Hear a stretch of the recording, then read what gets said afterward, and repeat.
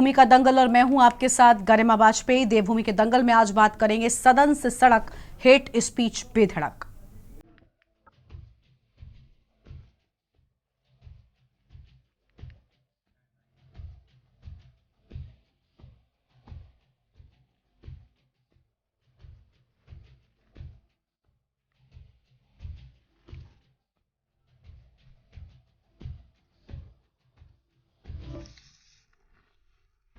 चुनाव से पहले एडीआर की रिपोर्ट ने देश भर में सियासी बवाल मचा दिया है। एडीआर की रिपोर्ट में देश के कुल 107 सांसदों और विधायकों के खिलाफ नफरत फैलाने वाले भाषण देने के आरोप में मामले दर्ज हैं। सत्तारूढ़ भाजपा के 22 सांसदों पर नफरती भाषण के खिलाफ मामले दर्ज हैं। वहीं कांग्रेस के 2 और आम आदमी पार्टी सहित कई अन्य दलों के एक सांसद के खिलाफ केस दर्ज है, जबकि एक निर्दलीय सांसद भी हैं। तो वहीं सांसदों के बाद विधायकों की बात करें तो एडीआर के मुताबिक 74 विधायकों ने अपने खिलाफ नफरती भाषण से जुड़े मामलों की घोषणा की है।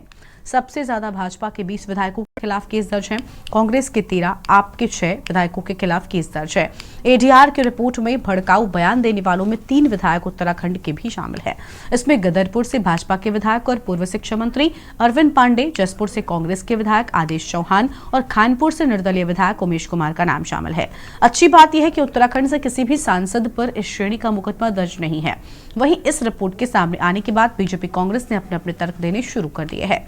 आज इसी मुद्दे पर होगी विस्तार से बातचीत, लेकिन उससे पहले एक नजर आज की हमारी इस खास रिपोर्ट पर।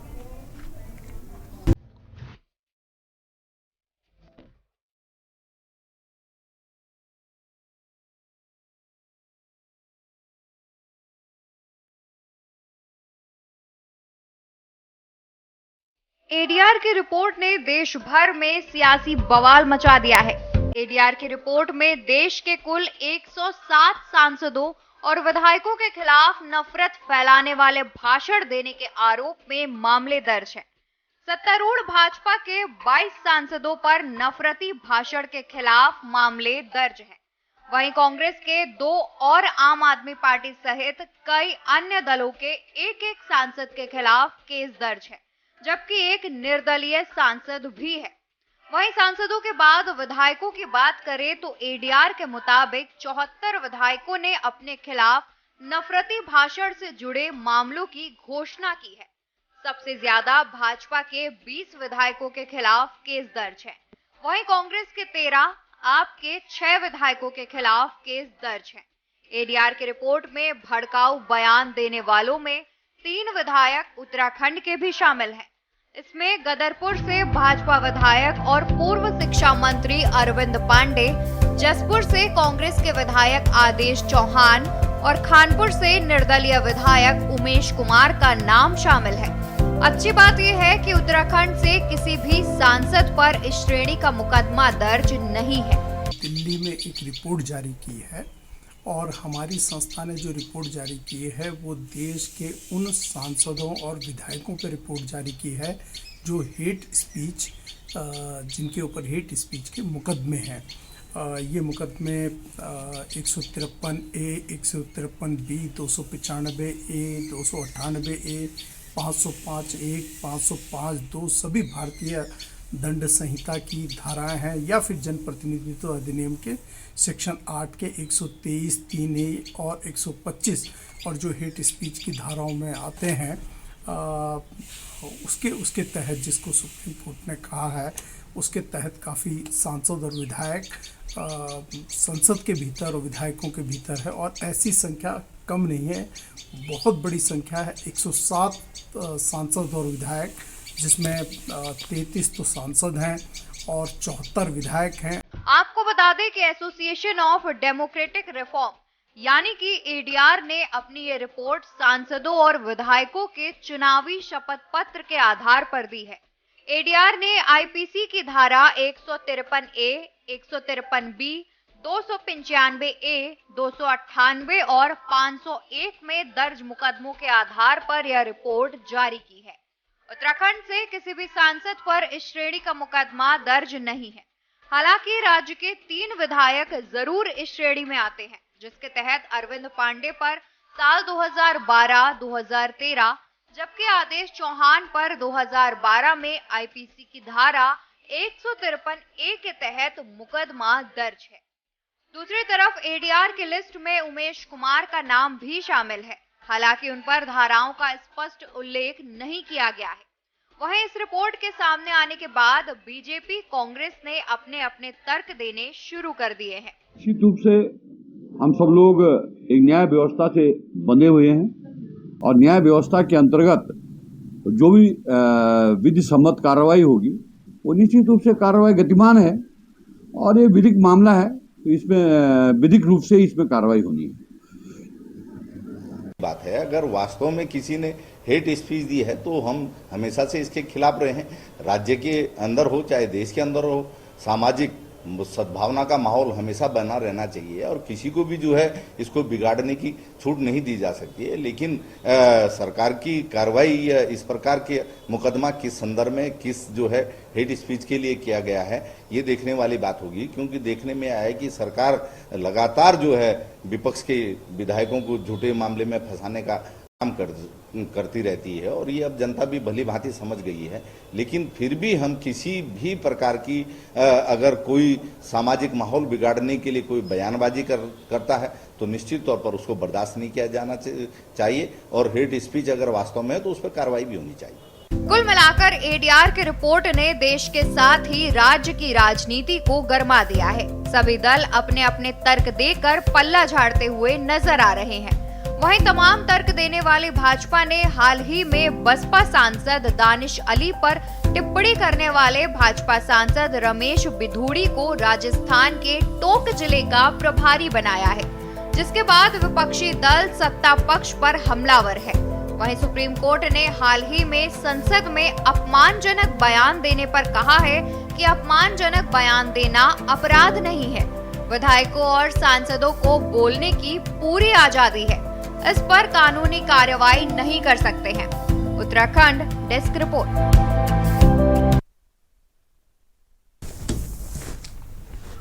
और देवभूमि के दंगल में आज इसी मुद्दे पर करेंगे विस्तार से बातचीत। खास मेहमानों का पैनल हमारे साथ में जुड़ चुका है। सबसे पहले उनसे आपका हम परिचय करवाते हैं। हमारे साथ में कुंवर जपेंद्र सिंह जी हैं, प्रदेश प्रवक्ता हैं, भारतीय जनता पार्टी की ओर से जुड़े हुए हैं। शेषपाल सिंह विष्ट जी हमारे साथ में हैं, प्रदेश प्रवक्ता कांग्रेस पार्टी की ओर से जुड़ चुके हैं। विपिन खन्ना हमारे साथ में, प्रदेश प्रवक्ता आम आदमी पार्टी की ओर से हैं। और पीसी थपलियाल साहब हैं, वरिष्ठ नेता हैं यूकेडी की ओर से। मनोज ध्यानी जी हमारे साथ में, राज्य समन्वयक हैं एडीआर संस्था की ओर से, जिसकी ओर से ये रिपोर्ट सामने आई है। अपनी चर्चा की शुरुआत हम आज मनोज ध्यानी जी के साथ में करना चाहेंगे। मनोज जी, आखिर ये रिपोर्ट क्या है? मनोज जी, आवाज मिल रही है आपको?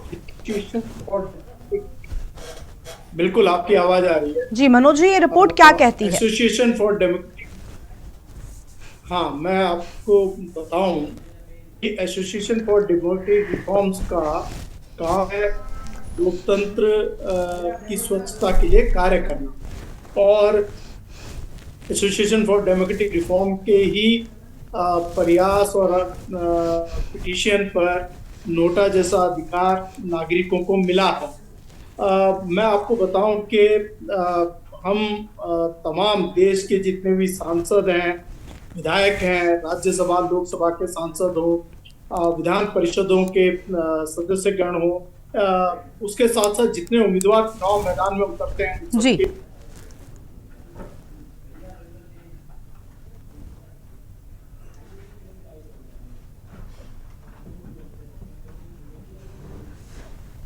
ध्यानी जी की फिलहाल आवाज नहीं मिल पा रही है। ध्यानी जी के पास जाएंगे, लेकिन उससे पहले और मेहमान हमारे साथ में बने हुए। थपलियाल साहब हमारे साथ में हैं, कांग्रेस पार्टी भी है, शेषपाल जी हमारे साथ में हैं। शेषपाल जी के पास जाएंगे। ध्यानी जी से एक बार फिर से आवाज मिल रही है उनकी। ध्यानी जी, अपनी बात को पूरा करिए, तकनीकी खामी के चलते आपसे संपर्क टूटा था। हाँ, ये लिंक का कुछ प्रॉब्लम आ रहा है। मैं आपको बताऊं कि उनके शैक्षणिक योग्यता, उनके आयु वर्ग, उनके किस लिंक से हैं, उनके ऊपर किस तरीके के क्रिमिनल रिकॉर्ड्स हैं या उनके ऊपर गंभीर अपराध की कौन सी धाराएं लगी हुई हैं, उसके अलावा उनकी संपत्ति में देनदारी के रिकॉर्ड्स वगैरह, वो सब एडीआर जनता के समक्ष रखती है। और ये उनके खुद के द्वारा भरे हुए जो निर्वाचन पत्रावली है उस पर इसको एक्सट्रैक्ट किया जाता है। तो अभी हाल ही में एडीआर ने जो रिपोर्ट जारी की है 3 अक्टूबर को, उस रिपोर्ट के में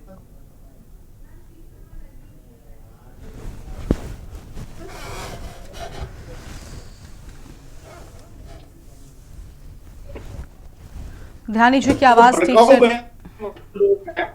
मिल नहीं पा रही है और कुछ तकनीकी खामी के चलते। जो भड़काऊ बयान देने वाले जो सांसद या विधायक हैं उनकी सूची को जारी किया है और इसमें 107 सांसद और विधायक हैं कुल, जिनके ऊपर हेट स्पीच की धाराएं लगी हुई हैं। इसी के एडीआर की रिपोर्ट ने इसको जारी किया है और अभी आपकी जब कंपेयरिंग थी उसमें ये पहले बताया जा रहा था कि 107 जो सांसद और विधायक हैं उसमें 33 तो सांसद हैं और 74 विधायक हैं। और इसमें ऐसा नहीं है कि किसी एक दल से हो, इसमें अनेक दलों के, जैसे भारतीय जनता पार्टी, भारतीय राष्ट्रीय कांग्रेस, जो AIMIM जो ओवैसी साहब का राजनीतिक दल है, उसके अलावा TRS और समाजवादी,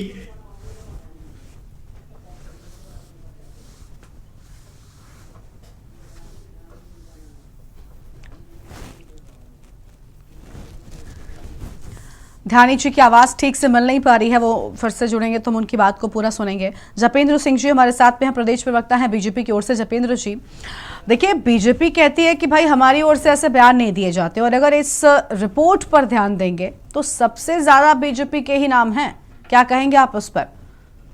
देखिए 107 लोगों का जो आंकड़ा आया है जिन पर मुकदमे दर्ज हुए हैं, तो उनमें से 20-22 लोग भारतीय जनता पार्टी से संबंधित हैं।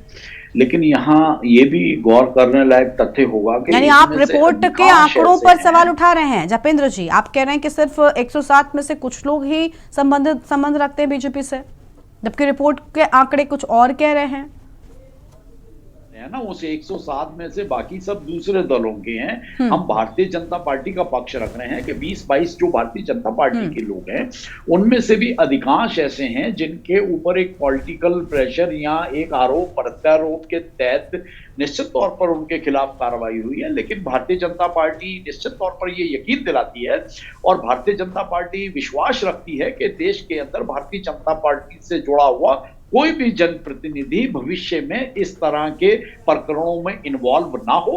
भारत को बांधे रखना, भारत की सामाजिक व्यवस्था को बांधे रखना, राजनीतिक व्यवस्था को बांधे रखना और भारत को उन्नति के पथ पर आगे ले जाने में जो भारतीय जनता पार्टी का, माननीय प्रधानमंत्री जी का, राज्य सरकारों का जो एक काम धीरे धीरे आगे बढ़ रहा है, तो हमें इस तरह के विवादित चीजों में हमारे जनप्रतिनिधियों को नहीं आना चाहिए। तो उसके लिए इंटरनल वर्कशॉप्स भी होती हैं जिसमें मंत्री, सांसद, विधायक और हमारे कैबिनेट मंत्री और बाकी पदाधिकारी सब लोग उसमें हिस्सा लेते हैं। तो निश्चित तौर पर यह भरोसा दिलाया जा सकता है कि इस तरह की चीजों में भारतीय जनता पार्टी के प्रतिनिधि भविष्य में नहीं नजर आएंगे और भारतीय जनता पार्टी एक साफ सुथरी और देश को उन्नति के पथ पर आगे ले जाने वाली राजनीति। ठीक है, लेकिन देखिए जपेंद्र जी, सबसे ज्यादा आंकड़े बीजेपी के ही हैं, सबसे ज्यादा। और देखिए ये भी एक कहीं ना कहीं चिंता की बात है और अब इस सब को लेकर आप कुछ भी कहें, लेकिन कहीं ना कहीं ये जो आंकड़े आपके पक्ष में ज्यादा हैं ये भी सवाल उठाते हैं। खैर शिषपाल जी के पास जाएंगे। शिषपाल जी, अगर बीजेपी की बात करें पहले नंबर पर नजर आती है, लेकिन दूसरे नंबर पर कांग्रेस पार्टी है। देखिए गरिमा जी, जो ये हेट स्पीच का मामला है, जो भड़काऊ भाषण, बयानबाजी, हम इसे किसी भी तरीके से सही नहीं ठहरा सकते।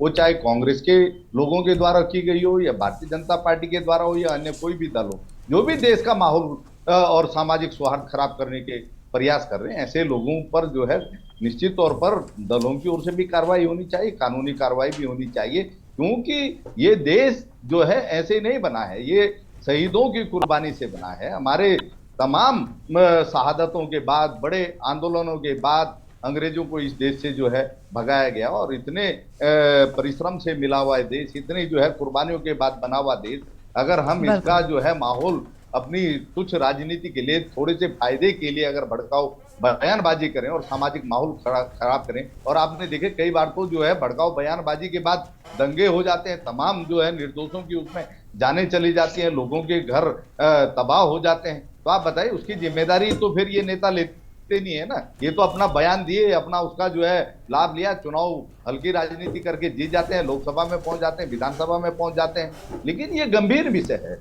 इसके लिए जो है भविष्य के लिए गंभीर रणनीति बननी चाहिए। और हेट स्पीच किसी भी तरह की हो, किसी के द्वारा भी जपेंद्र जी और मेहमान हैं उनको जोड़ते हैं।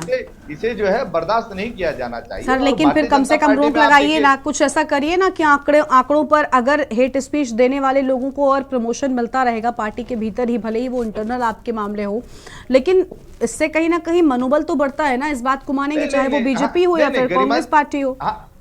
नहीं गरिमा जी, अभी देखिए ना आप, अभी तो लोकसभा का सत्र समाप्त हुआ है, वहीं आपने देखे कि भाजपा के सांसद रमेश बुद्धियुड़ी ने जिस तरीके से भरी हुई संसद में, आप बताइए, खुलेआम जो है हेट स्पीच दी है, क्या कार्रवाई हुई?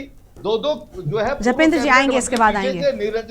निर्लजता से वहां हंस रहे थे। पूरी भारतीय जनता पार्टी केवल लिपापोती कर रही है। क्या गंभीर कार्रवाई की? उनकी संसद सदस्यता नहीं ले ली जानी चाहिए थी, उनको बर्खास्त नहीं किया जाना चाहिए था। आप बताइए, अगर एक मैसेज चला जाता तो सबके बीच संदेश पहुंच जाता कि ये हेट स्पीच बर्दाश्त नहीं की जाती। ठीक है, लेकिन देखिए, ठीक है, आप आज बीजेपी को लेकर आप बोल रहे हैं, मैं क्या कह रही हूँ, हमने मान लिया, मैंने सबसे पहले जपेंद्र जी से सवाल भी किया। भरी हुई लोकसभा में, ठीक है, लोकसभा में आप बताइए, पूरा देश और दुनिया देख रही है, फिर भी कोई कठोर कार्रवाई नहीं हो रही है। सांसद को पुरस्कृत किया जा रहा है। आप राजस्थान में जो है चुनाव में प्रभारी उनको बना रहे हैं, तो क्या संदेश जा रहा है? आप बताइए। सत्ताधारी पार्टी का अगर इस प्रकार का आचरण होगा, इस प्रकार का व्यवहार होगा, ऐसे हेट स्पीच को आप प्रमोट करेंगे, साध्वी प्रज्ञा ठाकुर आप बताइए, जिस पर प्रधानमंत्री मोदी ने खुद कहा था, ठीक है, अब बस यही, ठीक है, आप सारे बीजेपी के नाम गिना दीजिए, वो पहले नंबर पर हैं, लेकिन बात यह ना कि अगर वो पहले पर हैं तो दूसरे पर आप भी हैं।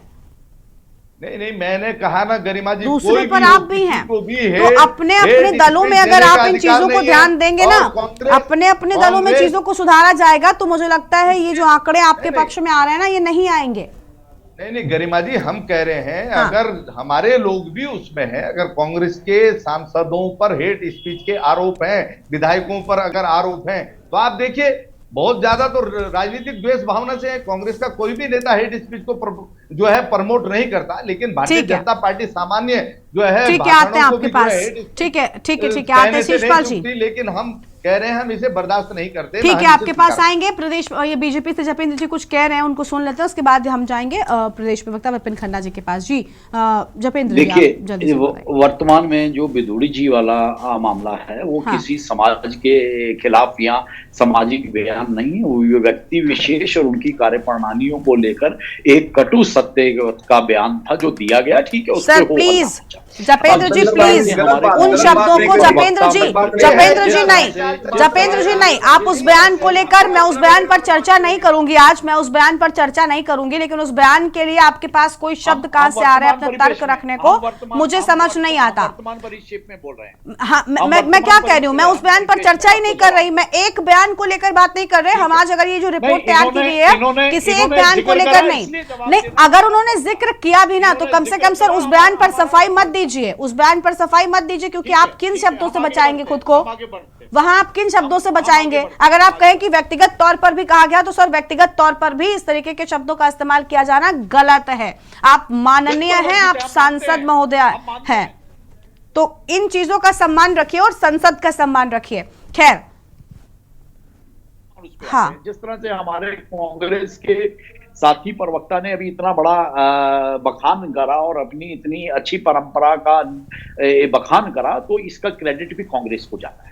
आजादी से पूर्व कांग्रेस ने ये परंपरा डाल दी। अब आप पूछेंगे क्यों? क्योंकि बिना ऐतिहासिक झरोखे में गए हम किसी भी वर्तमान राजनीतिक स्थिति के ऊपर आकलन नहीं कर सकते। आज का जो ये विषय है, ये एक राष्ट्रीय विषय है, और इसमें अगर कांग्रेस के इतिहास पे ना जाया जाए, उस पर चर्चा ना की जाए, तो फिर ये विषय गौण हो जाता है। आजादी से पहले जिस तरह से कांग्रेस ने हमारे क्रांतिकारियों के खिलाफ देश के अंदर अनगर्ल माहौल बनाया, तो वो कांग्रेस के ही कुछ नेता थे जो आपत्तिजनक बयान देते थे, और उन बयानों के बाद उन क्रांतिकारियों को जो सीने पे गोली खा रहे थे, उन्हें अपराधी घोषित कर दिया जाता। और बहुत से ऐसे किस्से हैं, और सुभाष चंद्र बोस वो तो किसी परिचय के मोहताज नहीं है। उनके साथ क्या हुआ उनको लेकर कांग्रेस के उस समय के बड़े नेताओं ने, हम नाम नहीं लेना चाहेंगे, किस किस तरह के बयान दिए, और वो सब रंगून तक जाना, आजाद हिंद फौज की स्थापना करना और दूसरे विश्व युद्ध के समय में ही भारत को आजाद घोषित कर देना, और 1946 में कांग्रेस के प्रधानमंत्री का ब्रिटिश फ्लैग के नीचे शपथ लेना, ये वो चीजें थी जो ये जड़ कांग्रेस है। उसके बाद आ जाइए आप 1972-74 में, जिस तरह से कांग्रेस की प्रधानमंत्री श्रीमती इंदिरा गांधी जी के समय में सन्यासियों के खिलाफ बयानबाजी हुई और हजारों सन्यासियों के ऊपर गोली चलवा दी गई। सर मैं कहती हूँ ना कि वो जड़ आप जपेंद्र जी सुनिए, अगर कोई जड़ है, कोई पेड़ आप जैसे कहा ना आपने कांग्रेस के लिए जड़ शब्द का इस्तेमाल किया, अगर वो जड़ है तो आप सर उखाड़ कर फेंक दीजिए ना। वो पेड़ बढ़ता जा रहा है और आप उसमें पानी डालते जा रहे हैं, आपकी सहभागिता कम नहीं है। आप कांग्रेस पर हमला बोल लीजिए, वो आप पर हमला बोल रहे हैं, ये नहीं है। आप बयान देते हैं, खुद देते हैं, इसमें कांग्रेस का कोई लेना देना नहीं है। वर्तमान के दिए गए बयान आपके हैं, अगर आप उनको जड़ मान रहे हैं तो उस जड़ को उखाड़ फेंकिए सर, आपका काम ये होना चाहिए। बने हुए हैं विपिन खन्ना जी के पास जाएंगे, प्रदेश प्रवक्ता हैं आम आदमी पार्टी की ओर से। इस एडीआर की रिपोर्ट को लेकर क्या कुछ कहेंगे आप सर? सभी के नाम हैं, आप भी छूते नहीं रहे हैं। देखिए गरिमा जी, सबसे पहले तो हम जिस लोकतंत्र में रहते हैं, हमारा देश सेकुलर देश है, हर वर्ग विशेष हिंदुस्तान में रहता है और सबको यहाँ रहने का अधिकार भी है। जो जब भी आजादी के बाद हमारा देश आजाद हुआ और पार्टीशन हुआ, जो लोग हिंदुस्तान में रह गए तो वो हिंदुस्तान के लोग हैं। किसी भी व्यक्ति को, किसी भी नेता को, किसी भी मंत्री को, किसी भी विधायक को कभी भी हेट स्पीच देने का अधिकार नहीं है, क्योंकि ये लोग देके चले जाते हैं और बेकसूर लोगों की जान चली जाती है। लेकिन बिल्कुल गरिमा जी, आपने बिल्कुल ठीक कहा, अभी आपकी बात में अभी बीच में टोकने वाला था, आपने बिल्कुल ठीक कहा। अगर परंपरा कांग्रेस ने रखी, अगर भारतीय जनता पार्टी ये आरोप लगा रही है कि ये परंपरा कांग्रेस ने रखी, तो क्या आप उसको पोषित करेंगे? क्या उस परंपरा को आप आगे बढ़ाएंगे?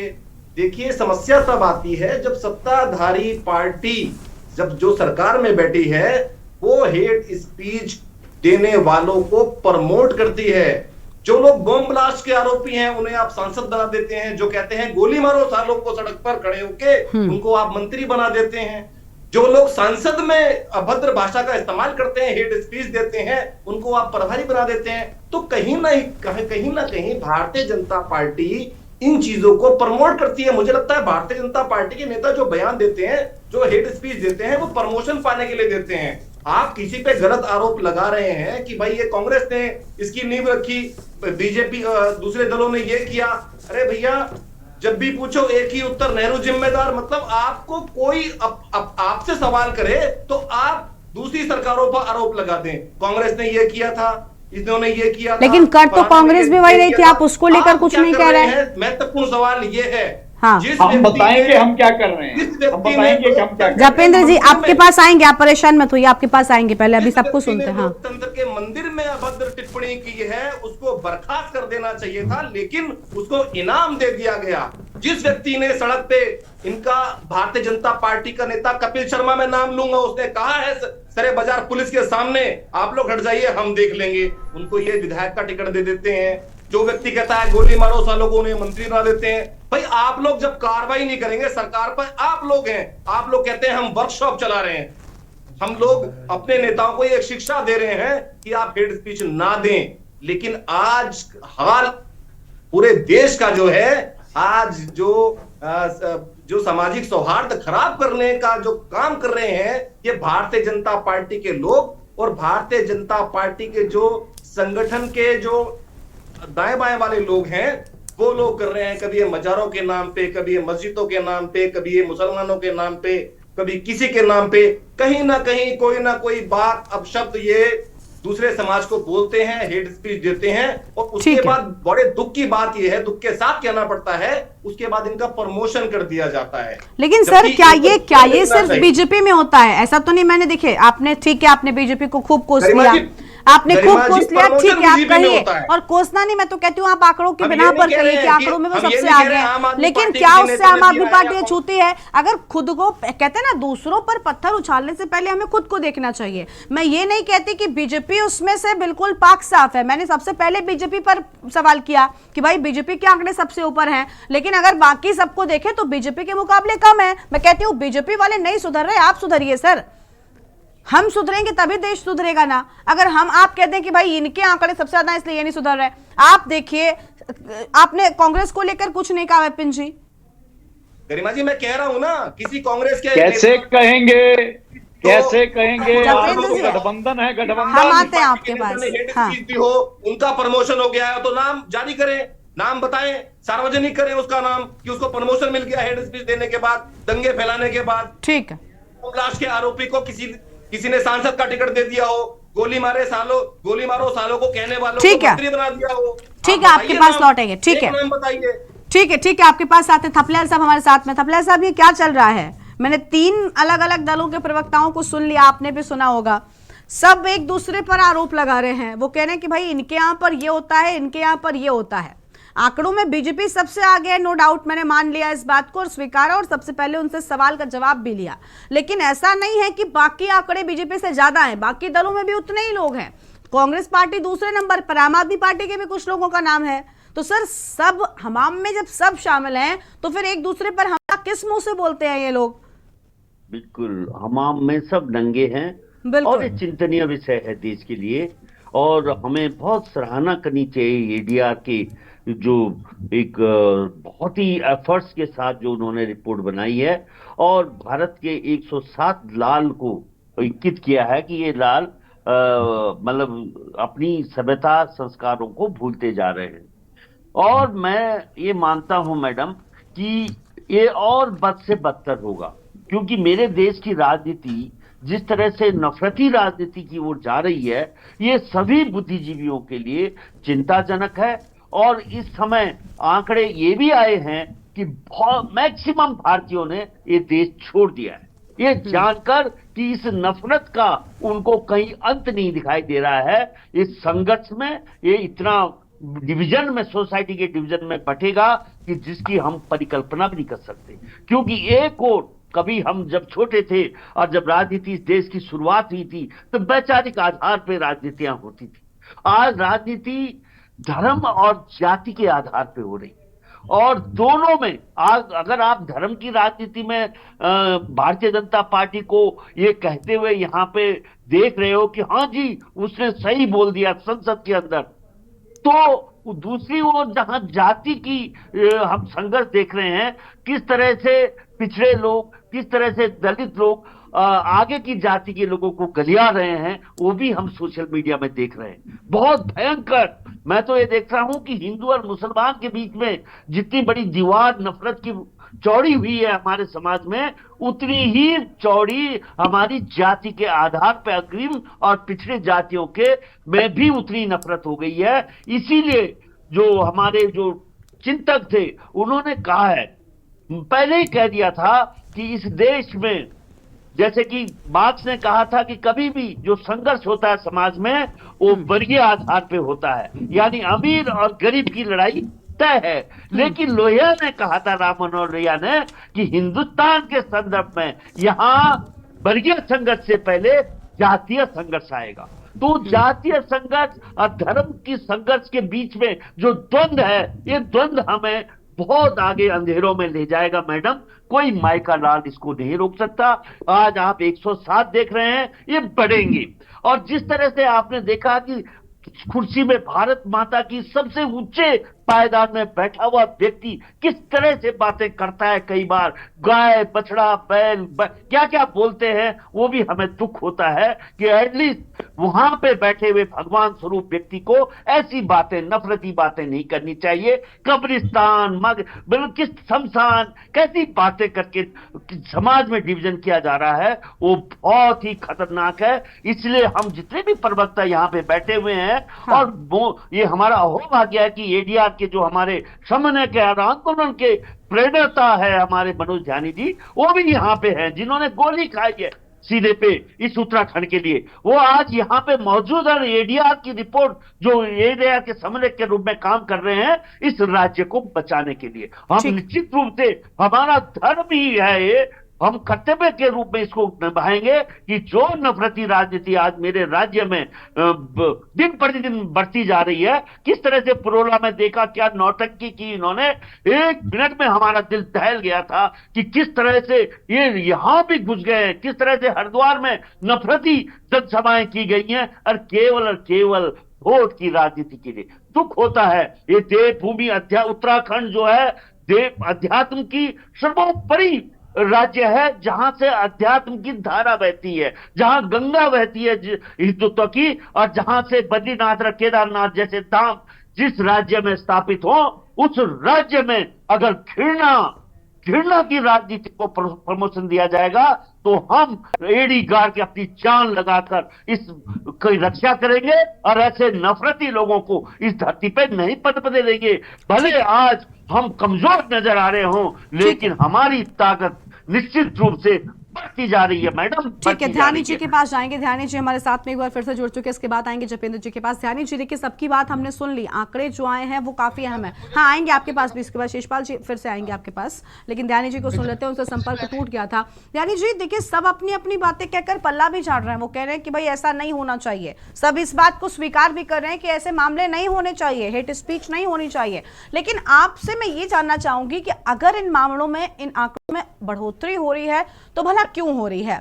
क्या जो शीर्ष नेतृत्व में बैठे लोग हैं वो भी इसमें संलिप्त रहते हैं, इसी के चलते जो निचले पायदान के लोग हैं, जो नेता होते हैं, वो ऐसे बयान देते हैं, या अब एक ट्रेंड बन गया है, लोगों को लगने लगा है कि ऐसे बयान देकर आप सुर्खियों में आ जाते हैं?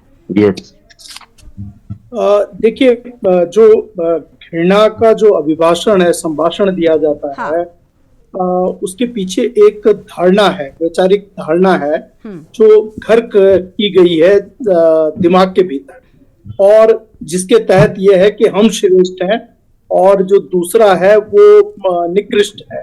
दूसरी नस्ल, दूसरे वर्ग, दूसरी जातीय, दूसरे संप्रदाय, कोई भी हो सकता है, उसको एक अलग तरीके से देखना कि वो आपके समकक्ष नहीं है, वो आपसे निचला है।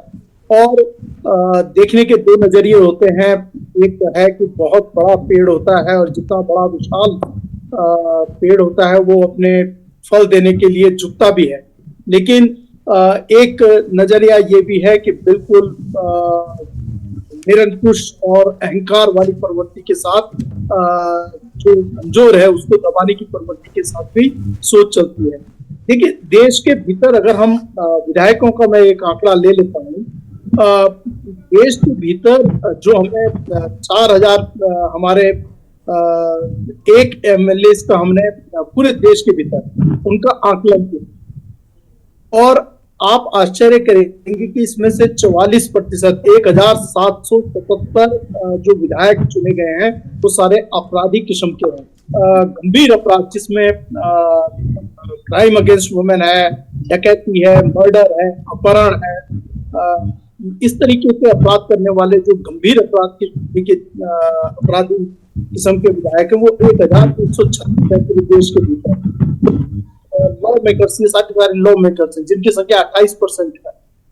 अगर आप केरला चले जाएंगे तो केरला में आप देखेंगे कि 67% जो विधायक हैं, 161 जिनकी संख्या है, वो उनपे आपराधिक मुकदमे हैं। और ऐसा नहीं है कि मैंने ये केरला का उदाहरण इसलिए दिया कि पूरे देश के भीतर ही इस तरीके की स्थिति हो गई है कि आपराधिक लोग अपने धनबल और बाहुबल के आधार पर जनता का वोट लेकर लॉ मेकर बन जा रहे हैं।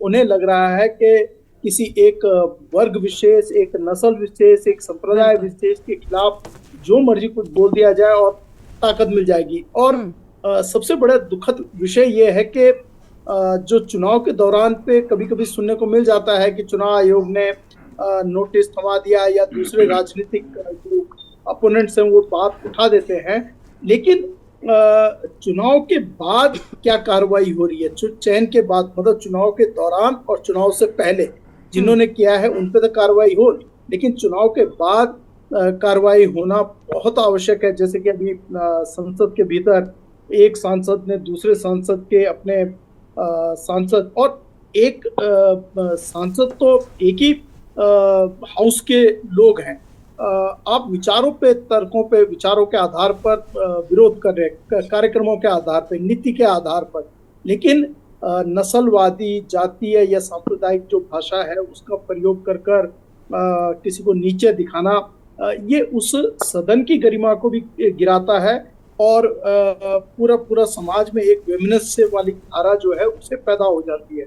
तो इसके लिए राजनीतिक दल पूरी तरीके से जिम्मेदार हैं, जो अपराधियों को टिकट दे रहे हैं, बाहुबलियों को टिकट दे रहे हैं, जो धन पशुओं को टिकट दे रहे हैं। और लेकिन मनोज जी देखिए, सरकार की ओर से कई बार ऐसा, देखिए सरकार की ओर से ये सारी चीजें बिल्कुल साफ रहे, जो प्रतिनिधि होता है उसका जो आपराधिक रिकॉर्ड होता है अब तो वो भी सार्वजनिक किए जाने की बात सामने आ गई है। तो सरकार या फिर चुनाव आयोग खूब कदम उठाता है, लेकिन कहीं ना कहीं जनता को या तो ये बरगलाने में कामयाब हो जाते हैं, क्योंकि आखिरकार तो जनता ही वोट देकर जिताती है ना।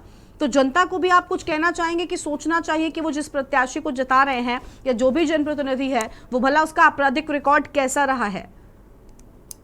देखिए, सुप्रीम कोर्ट ने एक बहुत स्पष्ट आदेश दिया है कि जो आपराधिक किस्म के जो उम्मीदवार होते हैं उन्हें किन्हीं अखबारों में अपनी डाटा को खुद ही सार्वजनिक करना पड़ेगा, या पॉलिटिकल पार्टीज को करना पड़ेगा। तो वो प्रिंट और डिजिटल और इलेक्ट्रॉनिक माध्यम से प्रकाशित होना चाहिए, जनता के पास जाना चाहिए। लेकिन राजनीतिक दलों की ऐसी क्या मजबूरी है कि अपराधियों को टिकट दे? ऐसा क्या है कि वो बिल्कुल जिनके पास अपराध हैं, और खासकर मैं आपको उत्तराखंड का बताऊं कि हरिद्वार से जो वर्तमान सत्ताधारी दल है उन्होंने एक ऐसे व्यक्ति को टिकट दिया था जिसका रिपीटेड रेप का केसेस उसके ऊपर थे, लेकिन उसको भी टिकट दे दिया था। तो मतलब ये इस तरीके की चीजें हो रही हैं जिसमें अपराधियों पे अंकुश लगाने की असल जिम्मेदारी राजनीतिक दलों पे है। और जब जहां तक हेट स्पीच का बात है तो पुलिस अनुसंधान एवं विकास ब्यूरो ने लॉ कमीशन जो है गठित हुआ था 2017 में, उसकी 267वीं रिपोर्ट है। उसके अलावा 100 जिस समय ये नूह कांड हुआ तो सुप्रीम कोर्ट की 131 महिला लॉयर्स ने पूरा का पूरा एक रिटर्न पिटीशन दिया है। और ये सरकार से बार बार, चुनाव आयोग से सरकार से ये मांगे होती रही हैं। गृह मंत्रालय का अपना हेट स्पीच पे committee for reforms in criminal law वो गठित हुई है। अब लेकिन ये सारे के सारे फ्रुक्टिफाई क्यों नहीं हो पा रहे? क्या कारण है कि लगातार ये इसमें बढ़ोतरी हो रही है? मेरे को लगता है इसमें राजनीतिक प्रश्रय जो उनको दिया जाता है, जो उनकी प्रमोशन होती है कि बच निकलेगा, यही बात तो निकल कर सामने ये वाली अवधारणा काम कर रही है और इसके लिए रुकना जरूरी है। जी ठीक है, अभी यही चीज निकल कर सामने आ रही थी। अब जपेंद्र जी के पास जाएंगे, उसके बाद शिषपाल जी के पास आते हैं। जपेंद्र जी देखिए, अभी मनोज जी ने भी आखिर में वही बात कहकर अपनी बात को खत्म किया कि कहीं ना कहीं प्रमोशन मिलना लोगों के मनोबल को बढ़ाता है। एक शख्स जो इस तरीके का बयान दे रहा है, पार्टी की किरकिरी करवा रहा है, लेकिन बावजूद उसके पार्टी या दल अगर उसको प्रमोट कर रहा है कोई बड़ी जिम्मेदारी देकर, तो ऐसे में आम व्यक्ति में भला क्या मैसेज जाएगा? या आपके बाकी के जो नेता हैं, आपकी पार्टी के जो बड़े कार्यकर्ता हैं, उनको क्या मैसेज जाएगा?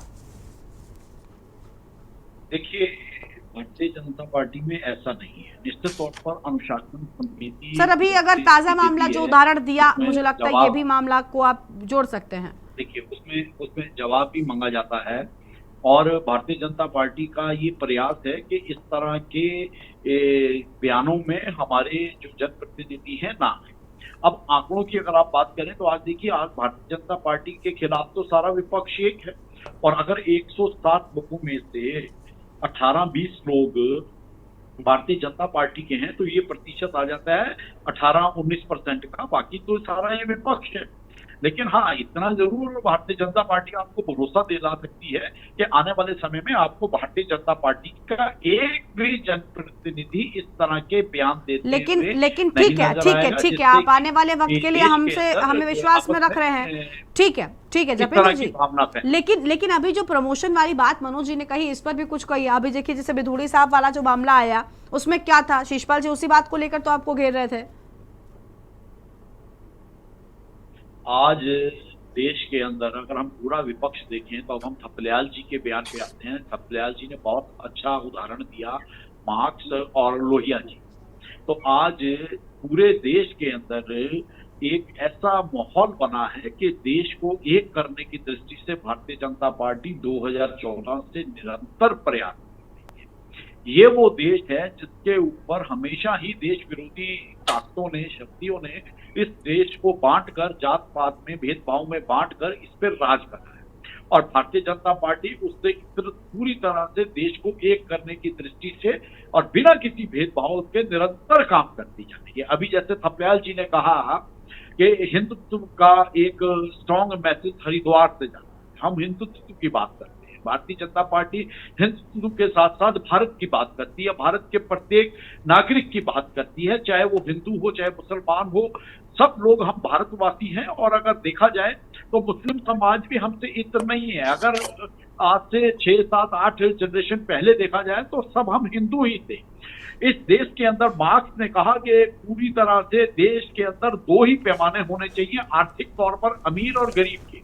लोहिया जी ने इतिहास से सबक लेते हुए बयान दिया था कि इस देश को जात पात और क्षेत्रवाद में बांटकर जिस तरह से 800 साल तक ये देश गुलाम रहा, तो यहाँ जातिवाद हावी है। और भारतीय जनता पार्टी जातिवाद से बाहर निकलकर इस देश को एक करने का प्रयास कर रही है। और ये निंदनीय है कि वही विपक्ष जो आज तक ढकोसला करता था और आज फिर जातिगत आधार पर जनगणना की पैरवी करता है, देश के अंदर भेदभाव और जात पात में देश को बांटकर कमजोर करने वाली शक्तियों के हाथ का खिलौना बन रहा है, तो निश्चित तौर पर ये एक चिंतनीय विषय है। हो सकता है कुछ लोगों को हमारी बात ये समझ में ना आ रही हो, लेकिन हमें भरोसा है कि बुद्धिजीवी वर्ग इस बात के इसकी डेप्थ को भी समझेगा और इसके आने वाले नतीजों पर भी गौर करेगा। ठीक है, शिषपाल जी आप कुछ कह रहे थे,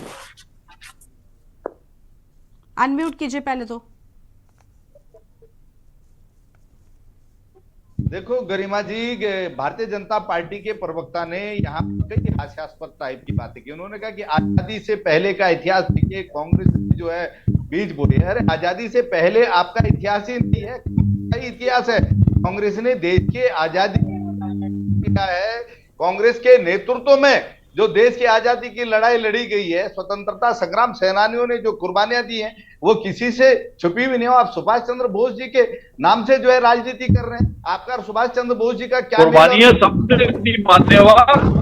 आप देखिए, आप लोगों ने देश को बांटकर 60 साल से ज्यादा राज भी करा, फूट डालो और राज के प्रवक्ता इतने क्यों होते हैं कि अपनी बारी का जपेंद्र जी उनको बोलने तो दीजिए। जपेंद्र जी एक साथ बोलते आवाज नहीं आती है। ठीक है जपेंद्र जी प्लीज। जपेंद्र जी अपनी बारी में आपने बोल लिया ना, उनको बोलने दीजिए, मैं फिर आऊंगी, आप उनको काउंटर कर लीजिएगा। बोलिए शिषपाल जी, जल्दी जल्दी से, अब वक्त कम है, सबकी छोटी छोटी प्रतिक्रिया लेनी है। गठबंधन में किसकी सरकारें थी? देश के सामने बोल रहे हैं तो हमें टक्कर देना पड़ता है। जपेंद्र जी प्लीज, ये गलत बात है। आप बोलते हैं तो बीच में कोई नहीं बोलता, ऐसा नहीं है कि वो आपको लेकर काउंटर नहीं कर रहे थे, लेकिन बीच में थोड़ी बोलेंगे ना। जपेंद्र जी प्लीज, आप बीच में मत बोलिएगा। शिषपाल जी जल्दी से पूरा करिए। ओके। आजादी से पहले अंग्रेजों की जासूसी किसने की? मुस्लिम लीग के साथ गठबंधन में। सर अभी किस पर चर्चा कर रहे हैं आप? फिर मैं आगे बढ़ूंगी और मेहमानों को लूंगी, इन सब पर बात नहीं करनी है। अभी एडीआर की रिपोर्ट पर बात करिए, आप इन बयानों पर बात करिए। पहले की बात इन्होंने छेड़ी ना। और आजादी के बाद आज देश के ध्रुवीकरण की राजनीति कौन कर रहा है? देश को में नफरत की राजनीति कौन कर रहा है? सर नफरत की वो अगर बयान दे रहे हैं दूध के धुले, तो आप भी नहीं हैं। एक दूसरे पर आरोप लगाते हैं आप लोग, इस बात को भी स्वीकार करिए कि आपके दलों के नेता भी उसमें शामिल हैं। राजनीति करते हैं। साध्वी रितंबरा जो और ये साध्वी प्रज्ञा ठाकुर के बयान आप भूल गए, जिसमें प्रधानमंत्री नरेंद्र मोदी ने कहा था कि मैं उनको दिल से कभी माफ नहीं करूंगा। और उस बयान के बाद क्या हुआ? आज तक वो सांसद हैं। क्या कार्रवाई हुई? अरे आपकी कथनी करनी का अंतर देश देख रहा है भाई, आपका चाल चरित्र चेहरा देख रहा है। आप दूसरों पर कीचड़ उछालने की बात कर रहे हैं और अपने गिरेबान में झांकते नहीं।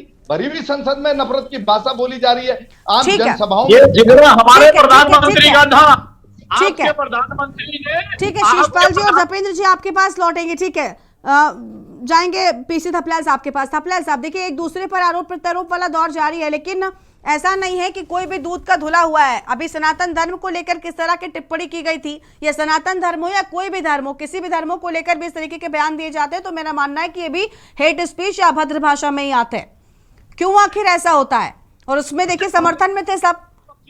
थपलियाल साहब जी देखिए मैडम, हाँ। आज सबसे बड़ी जो चिंता का विषय है वो है कि क्वालिटेटिव लीडरशिप कोई भी दल नहीं दे रहा है।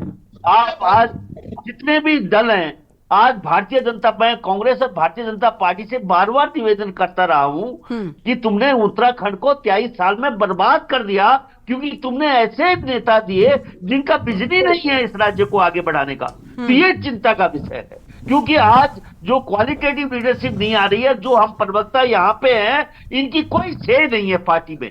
भले यहाँ पे हम चिल्ला चिल्ला के अपने नेताओं को प्रोटेक्ट कर रहे हैं, लेकिन कोई भी व्यक्ति ऐसा वो नहीं। आज यहाँ पे हम संकल्प लें कि हम अपने पार्टी के अध्यक्ष को, मैंने अभी अभी आम आदमी पार्टी के वरिष्ठ नेता से बात की कि भाई तुम क्यों नहीं आते बिजली उसमें डिबेट में, और जी हम तो छोटे लोग जाते, बच्चों को भेजते।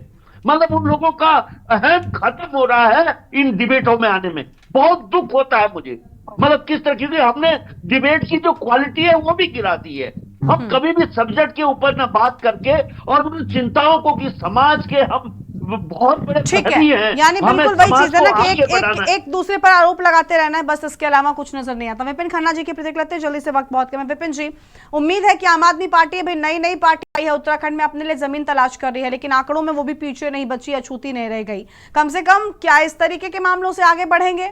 क्योंकि बचा तो कोई नहीं। अगर आप राष्ट्रीय स्तर पर, मैं आपकी भी पार्टी की बात करूं, तो ऐसा नहीं है कि आपके आंकड़े नहीं है उसमें। बिल्कुल, आपका कहना बिल्कुल ठीक है कि बचा कोई नहीं है, और हम स्वीकार करते हैं इस बात को कि अगर कोई भी व्यक्ति इस तरीके की हेड स्पीच देता है, सामाजिक सौहार्द खराब करता है, तो तुरंत उसके खिलाफ सख्त कानूनी कार्रवाई होनी चाहिए और जेल में डालना चाहिए, और उसका आजीवन चुनाव लड़ने पर प्रतिबंध लगा देना चाहिए।